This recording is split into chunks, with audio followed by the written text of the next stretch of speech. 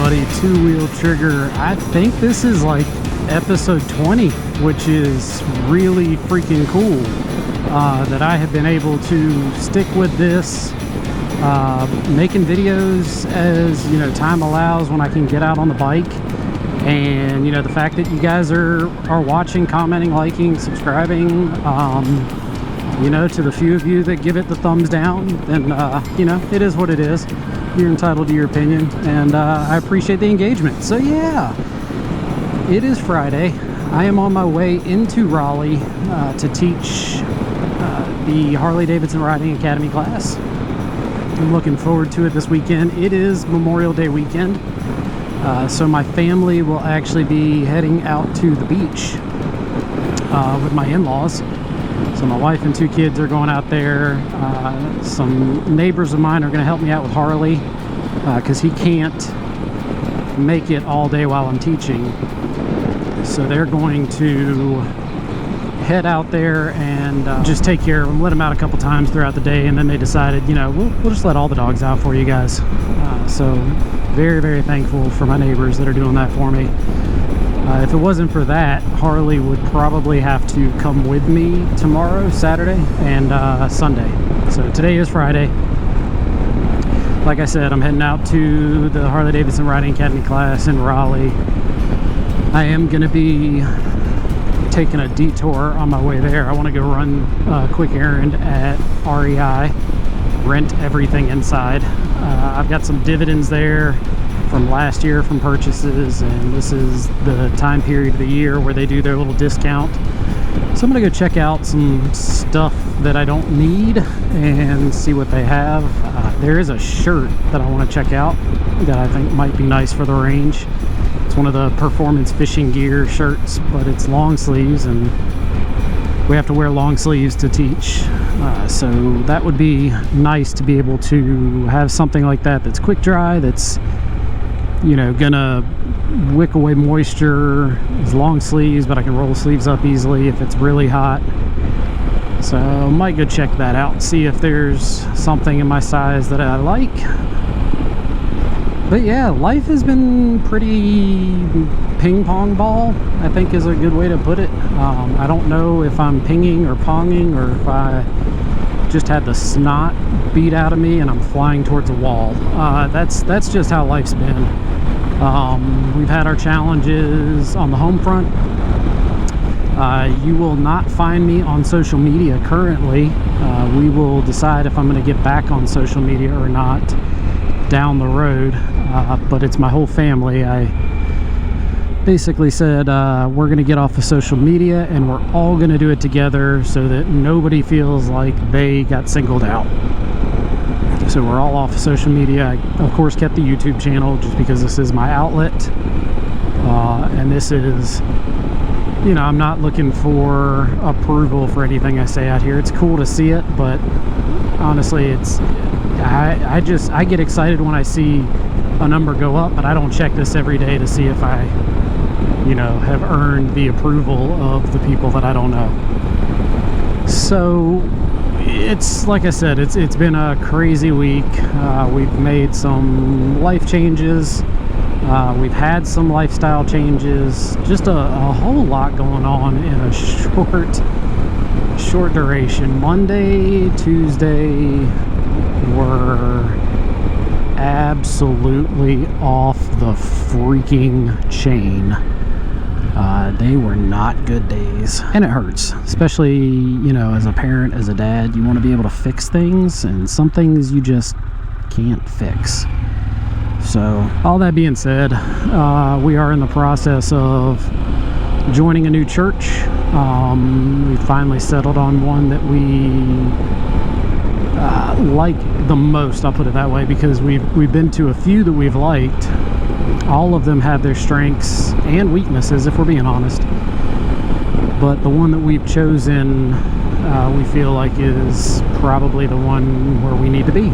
So we have started the process of becoming members there, and it's been good. So you balance it all out. There's good and there's bad, and along the thought process of there's good and there's bad, it's good that I'm sitting here on the Pan America able to do this video and ride and, you know, have a good time. And I've said it, I think, in 90% of the videos, I absolutely love this bike. Is it perfect? No. Is it fun? Hell yes. Is it a great bike? Yes. Is it worth the price tag? I think so. As long as, you know, you negotiate fairly with your dealer or private party, and don't get taken, you know, to the cleaners. But, you know, I think it's worth what you get. I find myself wanting to ride this one more just because it's kind of easier to get out and maneuver. I also don't care if it gets dirty, if it starts raining on me. It's whatever. It's also fast as crap. So, you know, I got plenty of horses at my disposal. I can take it on a dirt road, a gravel road with zero concerns. Yeah, and you know, I've got my storage that I can easily take off the bike if I don't want to carry, you know, panniers and a top case with me, which I do on occasion. And this bike is so light for what it is when you take those bags off. It's a whole different beast. So that's, you know, that's the good. Now the bad is you're not seeing me on the road glide as much, and that's because in one of the last videos I shared, you know, that I had to make a decision. I had to make a grown-up decision, and my bike, I will be seeing it tonight when I get to Harley. It's sitting on the showroom floor waiting for its next lover to, you know, sign their life away. I absolutely hate that I am in a position where I've got to sell it, but things have changed for me. I don't have some of the same opportunities I've had in the past, so affording that bike is not going to be as easy. On top of that, I've got new expenses, healthcare related expenses, not just from my son's thing. We've all incurred some healthcare expenses this year. So I've got those that need to get paid off sooner than later. I've got student loans because I am a senior in a healthcare informatics program, and so I've got to, you know, start paying those down. I've got some tuition reimbursement, but it's not enough. So yeah, I had tuition reimbursement through my employer, but it does not cover enough for full-time classes. It basically covers maybe one class per spring and fall semesters. You could get away with it, which is great. Don't get me wrong. It's great that we have that, and maybe when I graduate in the spring of 25 and I take the summer off because I need a mental health break, if I decide to go back in the fall for a master's degree, maybe I'll just do that. You know, one class in the fall, one class in the spring, and just use my tuition reimbursement that way and just slow roll it until I earn that master's degree. We'll see. No idea. But the bike's sitting up there at Harley, and it's waiting for its next owner. It is a 2022 Apex factory custom paint job, Road Glide Limited. It has about 22,000 miles on it, but it also has a stage 4 Screaming Eagle motor, the 131. I used to be able to say the biggest motor that Harley makes, but now they have the damn 135. Butt Monkeys came out with that stuff like a week after we got the 131 put in. But anyway, it's got the 131. It's tuned, so it's tuned for torque. It has the Baja LP6s in the front, the amber white combo, which if you've looked at those, that's a $1,700 option. The 131 is like a $7,000 option. It's got Custom Dynamics underglow lights, which is like a $400 to $500 option. It's got the Custom Dynamics Pro Beams fillers on the back, along with the Custom Dynamics tail lamp, along with the Custom Dynamics front turn signal. So there's another easy $500-ish worth of lighting. So, you know, we're approaching $10,000 worth of add-ons pretty much. It's got the Chromeworks slip-on exhaust onto the full Harley-Davidson Stage 4 exhaust system. It also has Clockworks front windscreen. It has Apple CarPlay. It came with heated grips, but I put the grip guards, these things, on it to protect the grips, to protect your hands, really. It has highway pegs. Yeah, that might be everything. Possibly. I don't know. But as you can see, there's a lot done to that bike. So it is currently listed at Tobacco Road Harley-Davidson for $39,999. It is the sexiest road glide you will find that you can ride. It is not a show bike, but it was taken care of. It was not raced. It was not ridden like a dirt bag. It's just a good solid bike for somebody that wants a performance bagger that is already established, that comes with those extras. And it's got, you know, the Screaming Eagle tuner that'll go with it, so if somebody ever did want to play with the tuning, they could. If they wanted, for some reason, the stock headlights on there, it'll go with that as well. Yeah, just a solid bike. I'm not even sure. I think I still have the stock mufflers, but anyway. So it's sitting there, and I'm praying that it sells. I just made the payment for the month on both of the bikes. That one, I paid just what the payment was.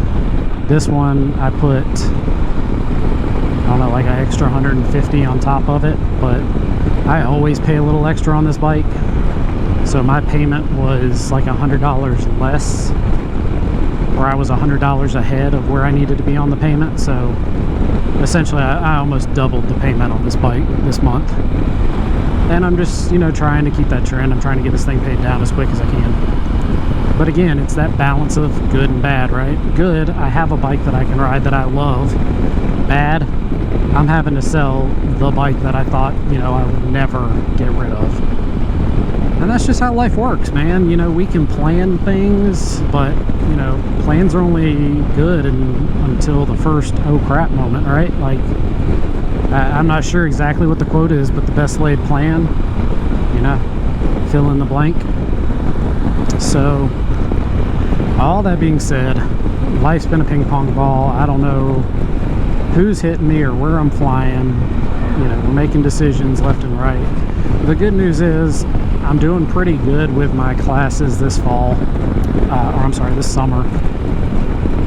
Not necessarily classes that I'm interested in. One of them is for my major. The other one is actually the only class I needed in order to be able to get a minor degree in information systems. So it would be stupid not to add that one class and have that under my belt for potential employers in the future, or just to show, you know, my worth. I know these things already, but now I'll have a sheet of paper that says I was also taught it formally. Now, whether you believe the education system is worth that sheet of paper or not, it's definitely got its issues, I'll say. So this is actually the first class that I'm teaching this month. Thankfully, I had the last 3 weekends off, but I was able to teach on the side a friend of mine and work with her on some skills. She rides a road glide and wanted to get a little bit better with U-turns and tight turns and that kind of thing. And so we worked together for, I don't know, 3 or 4 hours out at the college on the MSF course, since it wasn't being used. And I threw out my cones, and we started, you know, just kind of seeing where she was at, and then from there just kind of starting easy. Let's go for some basics. Let's just get comfortable going in this pattern, and then let's see if we can make it a little tighter, and just building little by little. I'll say when we started off, she could not prove that she was able to do a tight U-turn, like a U-turn you would do in the MSF box, which, mind you, she's been riding for a hot minute. She's been riding a long time. she's on a big damn bike. When you do these MSF courses, you're doing these on little 350s or 500s, 600 or less, basically. And you're out there doing these U-turn boxes, and brand new students struggle, but eventually get it. Someone that's been riding for a while would jump on one of those bikes and do it pretty quickly. You know, we as instructors go out there and almost make it look easy just because we do it so often. But then you jump on a bigger bike, especially something like a road glide, where you don't have great visibility, and it's a lot tougher. Can you do it? Absolutely. Is it easy? Absolutely not. So the fact that she was struggling a little bit at the beginning really wasn't a concern to me. I knew we would get there, and by the end of that time period together working, she nailed it. She got the U-turn box on her road glide perfectly at least a few times. And at that point, you know, we were tired, hands are cramping because we're in the friction zone a lot, you know, getting new sensations, it's getting later in the day. So all that being said, really proud of her. And it made me wonder, do I want to do some more of that? So I've got to do some research into, you know, how much is liability insurance for the business going to cost me? What kind of waivers do I need to get, you know, in place? I had zero concerns with this particular person teaching her, but you know, the general population, of course, I'm going to have protections in place. Heck, even some friends, you know, no disrespect to anybody, but even some friends, I don't know, given that situation, you know, what might come of it. So all in all, I've got to look into some waivers. I've got to look into, you know, liability insurance and how much is that going to cost, because that's an expense whether I teach or not. But maybe, you know, we can do some skills. You know, we just do something either a weekend, you know, a couple hours in the morning, or a weekday night, a couple hours. I don't know. So I've got to look into that as well. But it was fun getting out there and doing something outside of the MSF curriculum. So I'm looking forward to when we do this rider skills lab that the MSF is going to do, because that's more that style, right? Like, you come on your own bike, you tell us as the instructors, this is what I want to work on, and we pull from a menu of different skills, and we show you how to do those. And it just makes safer riders. And if you can be safer and you can be more prepared, you can have more fun. If you're out riding and you're constantly concerned about what everybody else is doing, don't get me wrong, you need to be aware of what everybody else is doing. You don't necessarily need to be concerned. What this guy right here is doing should not be the most important thing on my mind right now. There's so many different senses going on. I've got to be aware of everything, and I can't put one car above everything else. Otherwise, we get tunnel vision and we make mistakes. So it'll be cool. You know, if you're out there and you're just concerned about what everybody else is doing, you're not going to really enjoy riding as much. You're not going to be as safe as you could be. You're going to allow yourself to have that tunnel vision and not be able to react quickly, because, you know, I'm so concerned about this car coming up that I'm not really maneuvering my handlebars and, you know, working the rear brake and front brake as well as I should, while visualizing, you know, maybe there's not a great place to put my foot down at this particular stop sign, or whatever it may be. Now, on the flip side, I do have a friend that is a rider that is an attorney. So, you know, I may leverage that person just for some guidance on where to start with waivers, you know, and do I write it myself? Do I copy something that's already out there? Do I have an attorney read it? Like, what are the steps that I need to do to make sure I'm safeguarding myself? And I'm sure, you know, they'd be able to point me in the right direction. So I'll have to decide if that's something I want to do or not. I'll tell you what, it's been a beautiful day today. It rained a little bit this morning, but the skies have opened up and it's nice and blue, and I don't know, it's like upper 80s. Of course, it's North Carolina, so it's humid as crap, but I've got my air conditioning going right now, so as long as I stay moving, I'm pretty good. I did miss that in Arizona last year, as we would ride around, even though it was hot, like upper 80s, lower 90s at times, never really broke a sweat because it wasn't humid. So I'm sure I was dehydrating slowly, but it wasn't like this where you got sticky. Like, that's the worst part about North Carolina heat. You just get sticky, and it's so gross. So here's a fun question for everybody out there in the audience. Do you think I should put labels on the bike that say this is TwoWheelTrigger? Like a sticker right here, or a sticker right up here, or something on the saddlebag, well, not saddlebags, panniers, or just kind of roll incognito. I mean, I'm never really doing anything stupid. On occasion, I've allegedly gone in slight excess of the speed limit when it has been safe to do so and prudent because of the then existing conditions, i.e. I did not want to get rear-ended, or everybody around me is on their phone and they're just being jackasses and I want to get away from everybody. But what do you think? I mean, if I put something up here, that'd be kind of incognito. If I put it on the saddlebag, you know, or panniers, God, I cannot remember to call them that. You know, it's there, and people can see it. Maybe they check out the YouTube channel and glean some insight from this. Then again, maybe they're like, hey, you're that jackass that flew past me at 62 in a 55. I don't know. What are your thoughts? I will say that even though I've got these beautiful Harley-Davidson, whatever the heck they're called, for my knees to squeeze the tank if we're riding, I am starting to consider tearing this thing apart and vinyl wrapping the gray. As much as I wanted the gray, and I love the gray, if this is going to be my only bike, I don't know that I'm going to keep it stock. So, relatively inexpensive. I can wrap the fairing and the tank.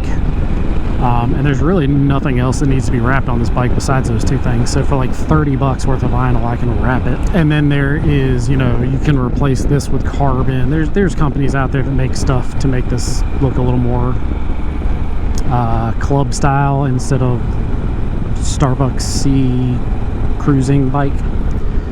But I don't know, that's a thought. So if I do that, I'll take these off.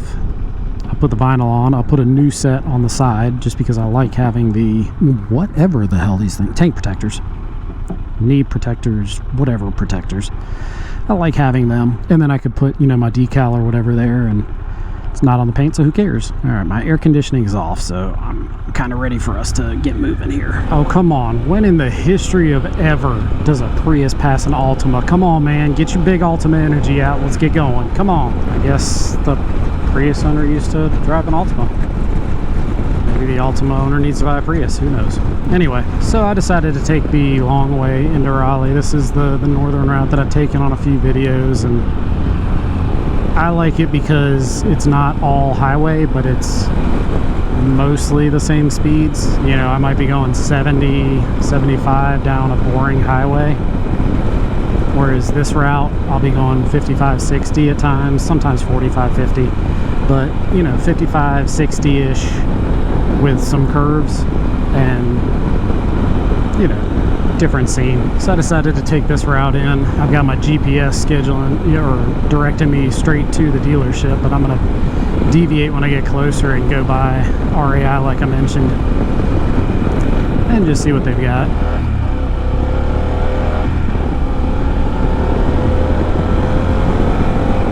That's the one thing I forget about this motorcycle, is that I can take this thing up to 9,000 RPM before it redlines. Just unreal. I am looking into, even though I said I never do it, I am looking into a different exhaust. I don't know if I want the Vance & Hines or if I want to do the Screaming Eagle. There's about a $400 difference between the two. Or if I want to just roll with the stock exhaust and wait and see what else comes out.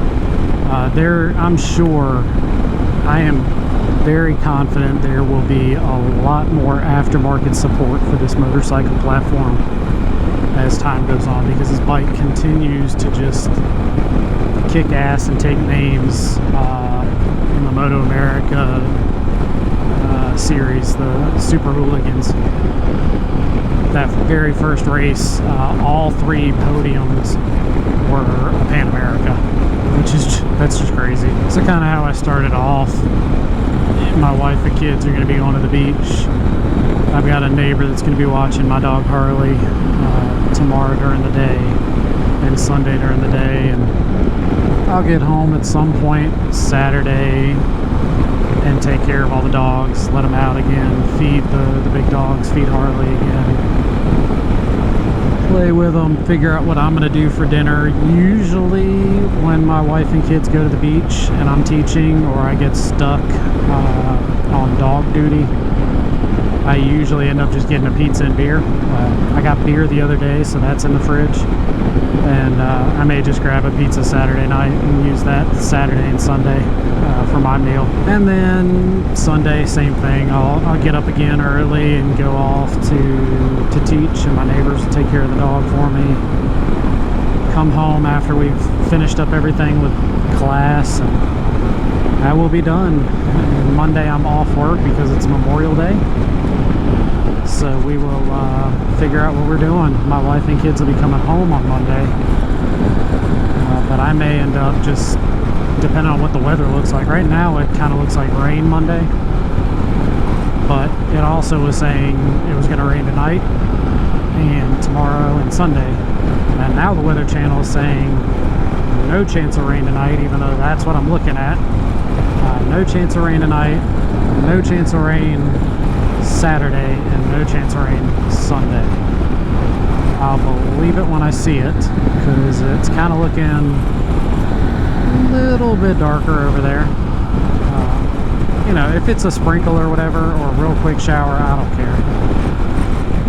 But if it's going to be like a torrential downpour, that's going to suck, because I did not bring the liner for my jacket, and I did not bring my pants and my rain gears at the house, so I will probably get soaked tonight on my way home.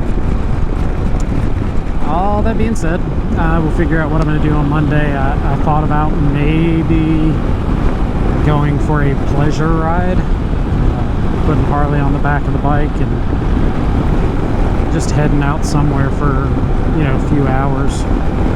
Whether that's north, south, east, or west, just, I guess whatever the weather says is a good idea. And if the weather absolutely sucks on Monday, then, you know, I can stay at home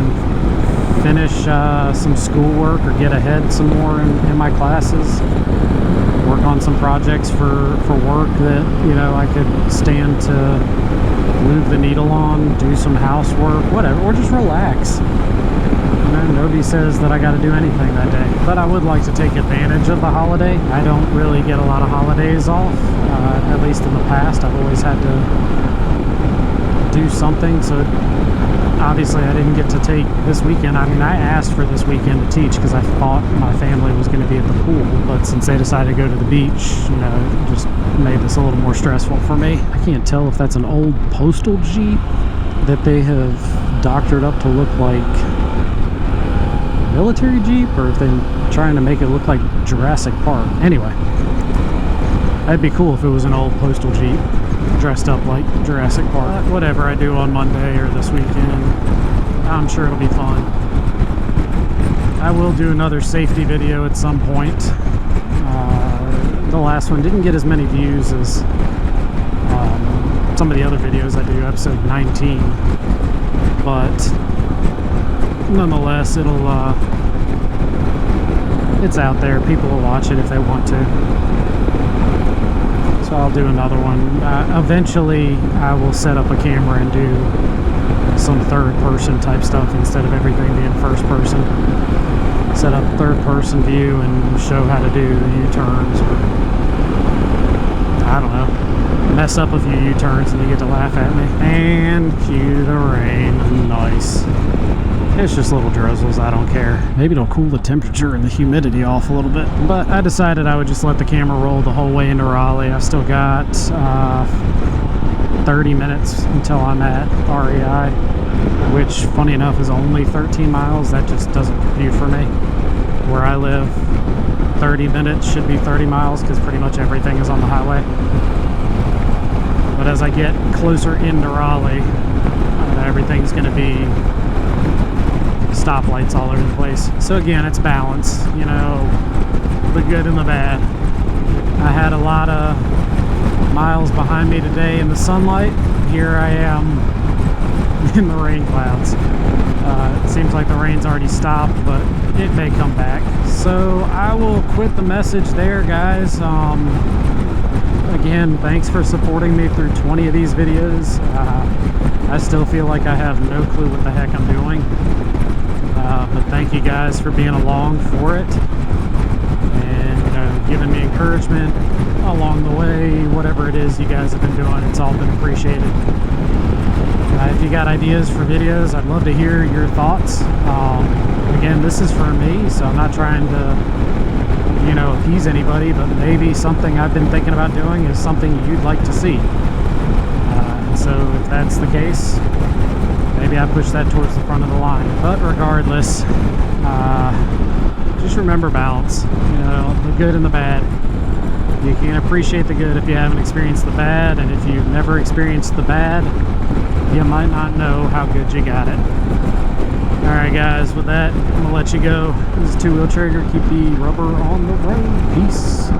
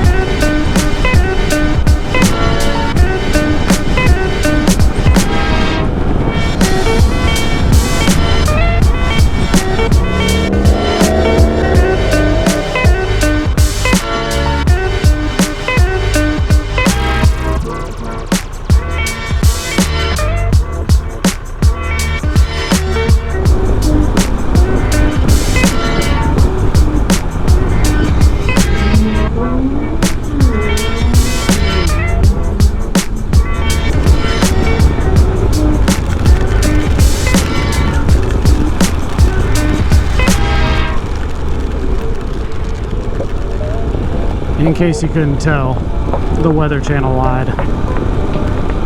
It's definitely raining.